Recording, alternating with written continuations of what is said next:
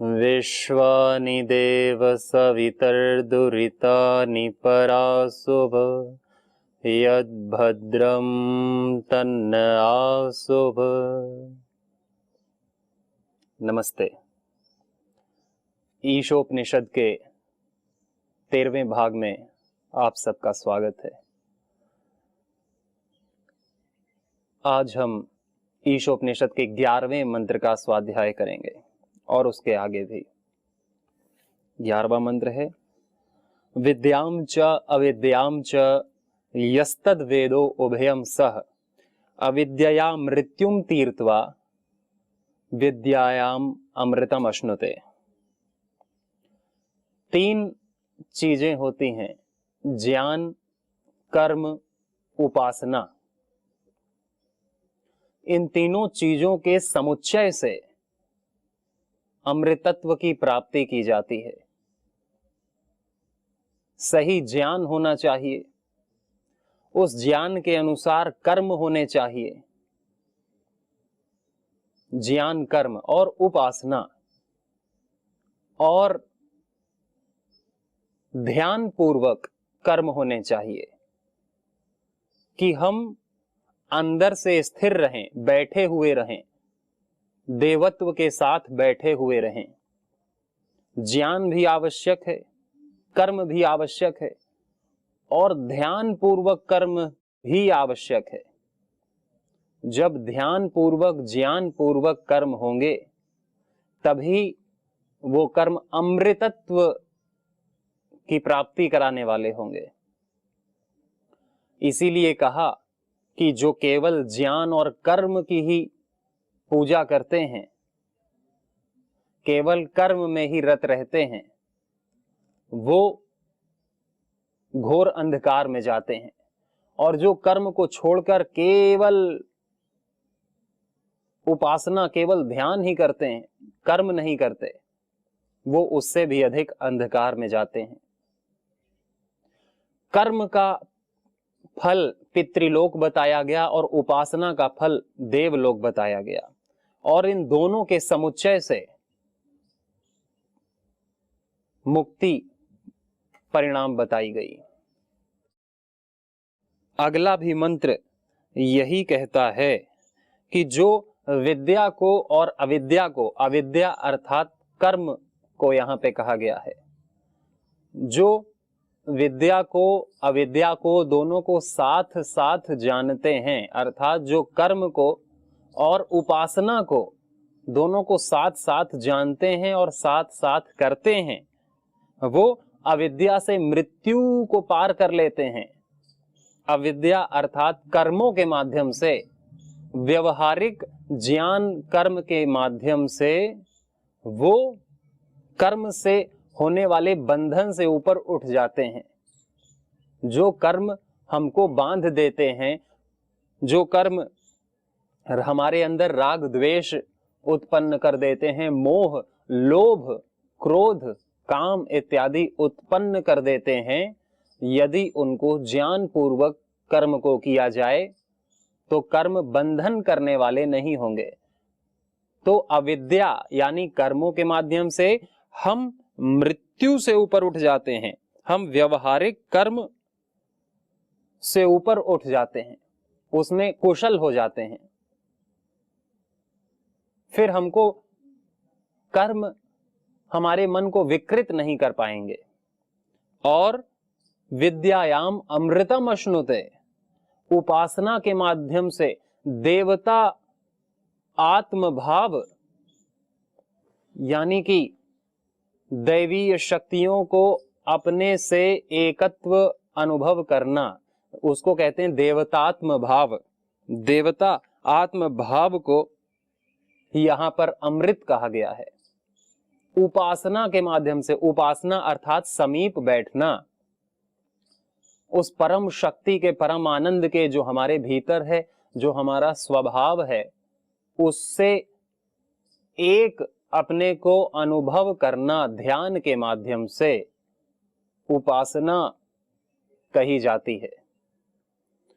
तो उपासना के माध्यम से, विद्या के माध्यम से अमृतत्व को पाया जाता है, अर्थात देवता आत्म भाव को पाया जाता है।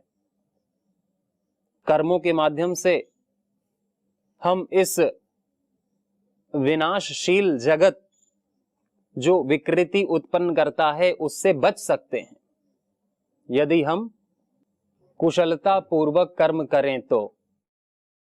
और विद्या से, उपासना से हम देवतात्म भाव को प्राप्त कर सकते हैं। अगले मंत्र में यही है कि अंधम तमः प्रविशन्ति ये असंभूतिम उपासते ततो भूय इव ते तमु यउ संभूत्याम रताः। जिस तरह पहले हमने विद्या और अविद्या के बारे में जाना, उसी प्रकार अब हम संभूति और असंभूति के विषय में जानेंगे। उसी प्रकार के 3 मंत्र आगे हैं। संभूति अर्थात जो उत्पन्न होते हैं, जो चीज उत्पन्न होती है उसे संभूति कहते हैं। सम्यक रूप से जो होती है, उत्पन्न होती है, जो रिप्रोड्यूस होती है, प्रोड्यूस होती है, ये कार्य ब्रह्म, ये जो भी हम देख रहे हैं 2 प्रकार की चीज हैं। एक कारण ब्रह्म है, एक कार्य ब्रह्म है। एक तो ब्रह्म वो है जो सबका कारण है, और एक जो उस कॉज में से जो इफेक्ट आ रहा है, जो उस कारण में से जो कार्य हो रहा है। कार्य क्या हो रहा है? जो भी हमको इस ब्रह्मांड में चीजें उत्पन्न होती हुई दिख रही हैं, वो भी ब्रह्म का ही रूप हैं। उसको कार्य ब्रह्म कहते हैं। ये सब कार्य हो रहा है। मैं बढ़ रहा हूं, इन कपड़ों का क्षरण हो रहा है, किताब धीरे धीरे डिप्रेशन हो रही है, पेड़ पौधे उग रहे हैं, फल उग रहे हैं, फल को खा लिया जाता है, पौष्टिकता आती है, जो ये एनर्जी का ट्रांसफॉर्मेशन हो रहा है, ऊर्जा का रूपांतरण हो रहा है, ये कार्य ब्रह्म है। यानी जो चीजें हो रही हैं उसको संभूति कहते हैं। और असंभूति क्या है? प्रकृति लय अवस्था, जहां कोई उत्पन्न नहीं होता, जहां कोई बदलाव नहीं होता, जहां कोई क्रिया नहीं होती, उसे असंभूति कहते हैं। अर्थात प्रकृति की कारण अवस्था को, जहां सत्व रज तम की साम्यावस्था है, जहां समान है, जहां कोई उत्पन्न नहीं, परंतु जब वह प्रकृति पुरुष के प्रकाश में आती है, अर्थात जब आत्मा की चेतनता उस प्रकृति पर पड़ती है, तो फिर कार्य ब्रह्म यानी चीजें उत्पन्न होती हैं, कार्य ब्रह्म अपना रूप लेता है और ये जगत दिखाई देता है।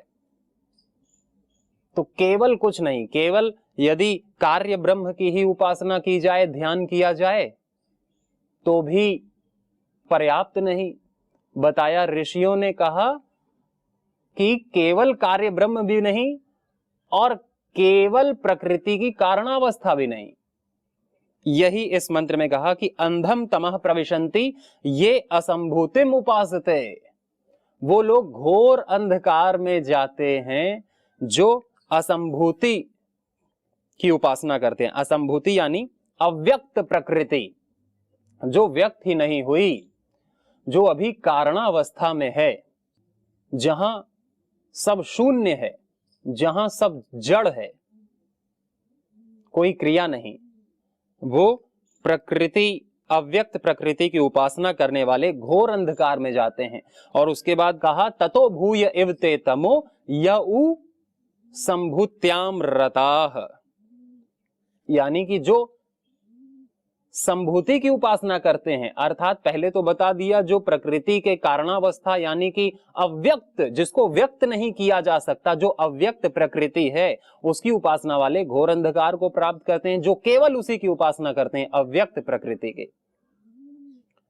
और जो इस व्यक्त ब्रह्म की, इस कार्य ब्रह्म की उपासना करते हैं, इसी को देखते हैं, केवल इसी को देखते हैं, केवल इसी को सोचते हैं, इसी की उपासना करते हैं, वे और गहरे अंधकार में जाते हैं। ततो भूय एव ते तमु यउ संभूत्याम रताः, ये जो भी उग रहा है, पेड़ पौधे, किसी का शरीर, किसी की वक्तृत्व, व्यक्तित्व आदि जो कुछ हमको दिख रहा है, जो बढ़ भी रहा है और घट भी रहा है। वो कार्य ब्रह्म में जो लीन हो जाते हैं, जो उसी में रच पच जाते हैं, वो और गहरे अंधकार में जाते हैं। ऐसा ईशोपनिषद के ऋषि ने कहा। संभूति और असंभूति। संभूति यानी कि हिरण्यगर्भ नामक कार्य ब्रह्म, उस ब्रह्म को हिरण्यगर्भ भी कहते हैं। जो ये कार्य ब्रह्म है, जो यह दिख रहा है, इस ब्रह्मांड में जो कुछ भी दिख रहा है, जो अनुभव किया जा सकता है, उसको हिरण्यगर्भ कहते हैं।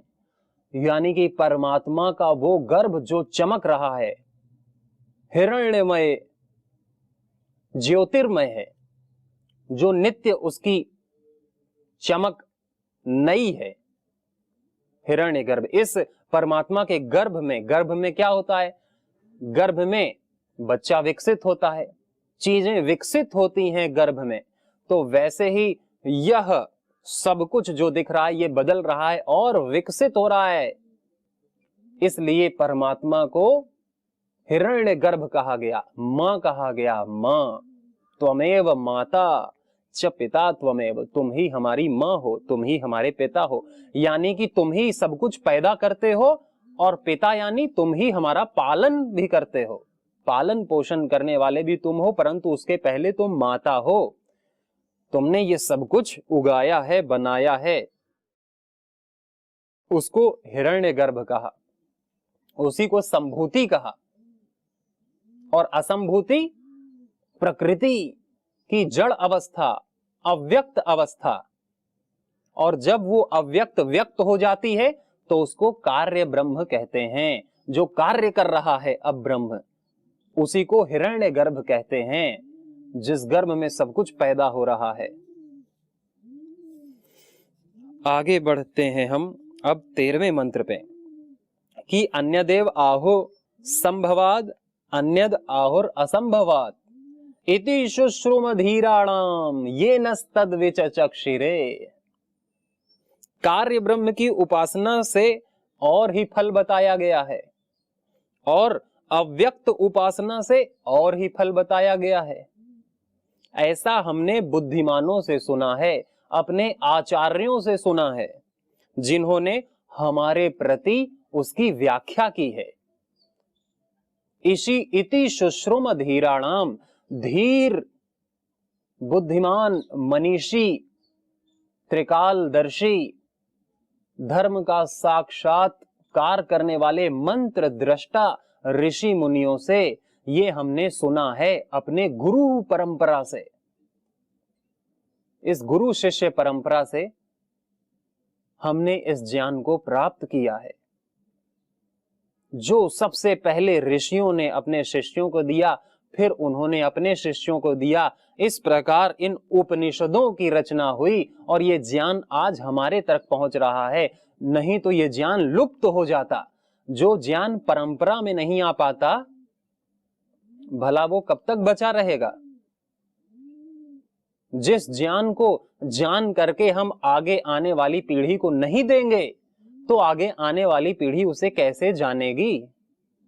न तो वो योग के बारे में जान पाएगी अगली पीढ़ी। यदि कोई योग को बताने वाला ही ना रहा तो योग समाप्त हो जाएगा।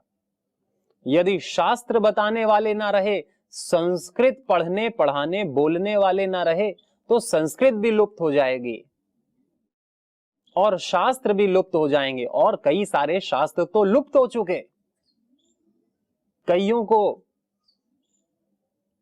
उनकी उपेक्षा कर दी गई, कईयों ने जला दिए शास्त्रों को, कई शास्त्र छपे नहीं और काल के गाल में सब समा गए।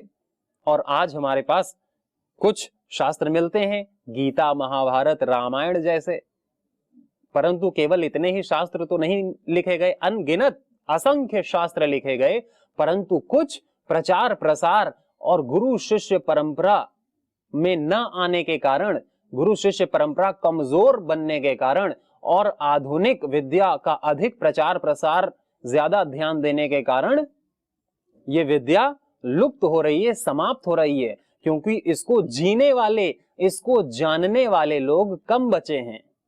ये गुरु शिष्य परंपरा की ताकत है कि आज तक वेद बचे हुए हैं। हम सब वेद को जान सकते हैं, लाभ ले सकते हैं, जीवन को सुंदर बना सकते हैं। आज तक गीता बची हुई है, उपनिषद बचे हुए हैं, सत्संग बचा हुआ है, भारत में सन्यास परंपरा बची हुई है। और विदेश में हमें कहीं भी सन्यास परंपरा देखने को न मिलेगी, और ना ही कोई गुरु देखने को मिलेगा, ना ही कोई प्रसाद देखने को मिलेगा, ना ही कोई शास्त्र देखने को मिलेगा विदेश में, ना ही कोई योग यज्ञ दान तप आदि की तपस्याएं देखने को मिलेंगी। केवल भारत में इस गुरु शिष्य परंपरा की देन है ये सारी जीवन को दिव्य बनाने की वस्तुएं, व्यवहारिक वस्तुएं, एक प्रणाली जीवन जीने की कला की, जो कि हम कृतज्ञ हैं अपने ऋषि मुनियों के, अपने गुरुओं के, कि उनके माध्यम से हम तक पहुंची। और अब ये हमारा दायित्व है कि हम उसको धारण करें, उस ज्ञान को हम जानें और जिएं और अपने आने वाले पीढ़ी को, अपने बच्चों को उसको दें। योग अभ्यास का ज्ञान, आसन प्राणायाम, शारीरिक व्यायाम, ध्यान, शास्त्र अध्ययन, स्वाध्याय, यज्ञ दान तप, जो भी है हमारे ऋषियों की देन, उसको हम अपने आने वाले पीढ़ी को दें। तभी हम ऋषि ऋण से मुक्त हो पाएंगे, तभी हम पितृ ऋण से, देव ऋण से मुक्त हो पाएंगे, जब हम अपने बच्चों को देव बना देंगे, जब हम इस धरती के लोगों को देव बना देंगे। जहां तक हमारी सामर्थ्य है, जहां तक हमारा विवेक है, वहां तक हमको सेवा करनी चाहिए, अपनी इस परंपरा को आगे बढ़ाना चाहिए। क्योंकि अच्छी परंपराएं आगे नहीं बढ़ती तो बुरी परंपराएं अपने आप आगे बढ़ती हैं। उसको बढ़ाने की जरूरत नहीं, भोग को बढ़ाने की जरूरत नहीं, स्वाभाविक रूप से भोग बढ़ेगा। स्वाभाविक रूप से आलस्य, प्रमाद, ईर्ष्या, राग, द्वेष, अविद्या, मोह, अहंकार, नफरत, घृणा इत्यादि सब कुछ स्वाभाविक रूप से बढ़ रहा है। इसके लिए ना कोई स्कूल है, ना कोई गुरुकुल है, ना किसी को बताना पड़ता है कि तुम झूठ बोलो, झूठ नहीं बोलना चाहिए ये बताना पड़ता है, सत्य बोलना चाहिए ये बोलना पड़ता है, झूठ सिखाने की जरूरत ही नहीं। इसी तरह बुरी चीजें तो अपने आप आ जाती हैं, विकृति मनुष्य के जीवन में। अच्छी चीजें लानी पड़ती हैं, गुरु शिष्य परंपरा के माध्यम से, पुरुषार्थ करने के माध्यम से अपने बच्चों को संस्कार दिए जाते हैं बचपन से ही। यदि बच्चे बड़े हो गए, सोचने जानने लगे, तो फिर वो प्रश्न करेंगे, हम क्यों योग करें, हम क्यों शास्त्र पढ़ें, हम क्यों यज्ञ करें, हम क्यों गुरु बनाएं। फिर अनेक प्रश्न, फिर बच्चा मानता नहीं बात, एक बार बड़ा हो जाता है तो। इसीलिए बचपन से ही माता पिता को अपने जीवन में शास्त्रों को उतारना चाहिए, योगाभ्यास करना चाहिए, कि देख देख करके बच्चा सीखे। इस परंपरा को तभी ग्रहण कर ले जब उसका दिमाग विकसित ना हुआ हो, जब उसके दिमाग में इतने प्रश्न ना हुए हो, जब वो बाहरी दुनिया से कटा हुआ हो, तभी वो अपने माता पिता से इन चीजों को सीखे। और इसी को सीख करके उसका जीवन दिव्य होगा। जब वो बड़ा होगा तो भटकेगा नहीं, उसको कोई छल से बहका नहीं पाएगा, डिगा नहीं पाएगा उसको अपने रास्ते से। और इन शास्त्रों को कौन डिगा पाया? क्योंकि गुरु शिष्य परंपरा थी, मजबूत गुरु शिष्य परंपरा थी। इसीलिए गुरु बनाने को कहा जाता है कि गुरु के पास जो कुछ है, जो योग का ज्ञान है, यज्ञ का ज्ञान है, शास्त्र का ज्ञान है, जीवन आचरण व्यवहार का ज्ञान है, वो गुरु आचरण करके अपने शिष्य को दे। और यही है गुरु की महिमा, जिसको कि रामायण में, वेदों में बहुत महिमा दी गई है, और हमारे संतों ने भी बहुत महिमा दी है कि गुरु गोविंद दोनों खड़े काके लागू पाए, बलिहारी गुरु आपने गोविंदियो बताए। अब गोविंद स्वयं आके अपना परिचय थोड़ी देंगे, कि मैं ही इस कार्य ब्रह्म में कार्य कर रहा हूं, ऐसा जीना चाहिए। व्यवहारिक ज्ञान ये है, आध्यात्मिक ज्ञान ये है, इसकी उपासना करनी चाहिए, इसकी नहीं करनी चाहिए, सब की उपासना करनी चाहिए, केवल एकांगी जीवन नहीं होना चाहिए। ये कैसे पता चलता है?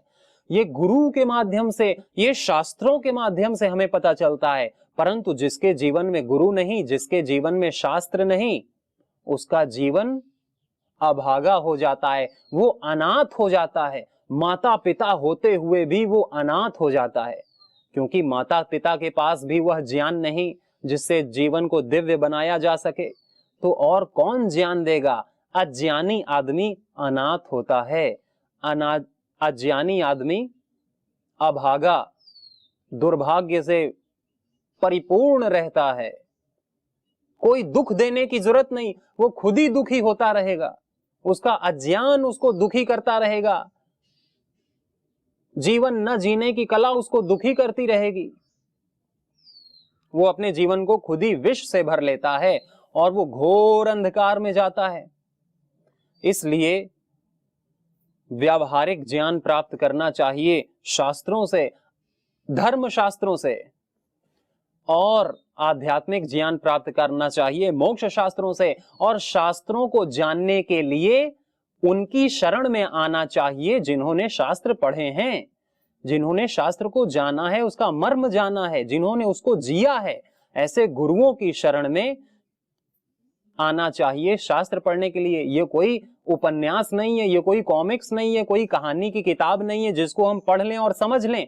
इसका रहस्य बड़ा गूढ़ है, जो कि गुरु और हमारे तप से, गुरुकुल में रहने से जो हम तप करते हैं, योगाभ्यास करते हैं, और फिर जब ज्ञान प्राप्त करते हैं, इस समुच्चय से हमें अंदर से ज्ञान प्रकाशित होता है। तो हम गुरु की शरण में आए, गुरुकुल की शरण में आए, शास्त्र की शरण में आए और अपने जीवन का समाधान करें। इसी शुभकामना के साथ अगली कड़ी में और चर्चा करेंगे। तब तक के लिए ओम शांति।